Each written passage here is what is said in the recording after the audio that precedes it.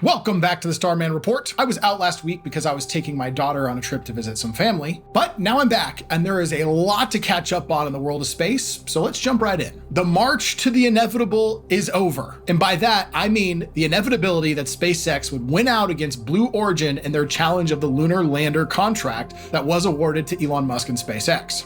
The GAO, the Government Accountability Office, rejected Blue Origin's argument that the space agency had overlooked the company's attributes, writing in a news release that it concluded that NASA did not violate the procurement law or regulation when it decided to make only one award. This means it's over. SpaceX is the sole provider for the moon lander. Before we put this to rest, we need to highlight the tactics that Blue Origin was using as part of their strategy to make their appeal. There is the following infographic on Blue Origin's website where they call the Starship immensely complex and high risk. And they go on to explain that the national team, which is Blue Origin's proposal, is safe, low risk, and fast. The cold truth is they just can't compete with SpaceX, so they're trying to gain support by shitting on them.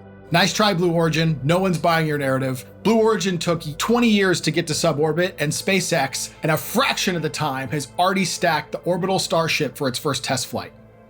SpaceX built and attached 29 revolutionary Raptor engines in the last couple months, while Blue Origin is 4 years late on delivering their BE-4 engine. The choice of who is capable of taking us to the moon and beyond is clear. What a perfect segue to what's going on with Starship at Starbase. SpaceX just completed stacking Starship on top of the Super Heavy booster, and it's hard to appreciate from these photos, but the rocket and booster combined comes in at just under 400 feet. That's the equivalent of a 40-story building.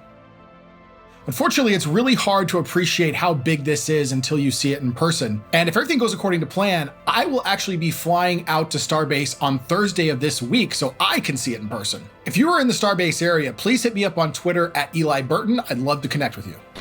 Last but not least, Tim Dodd, the Everyday Astronaut, has released his first part of his 3-part video of his behind-the-scenes Starbase tour and interview with Elon Musk.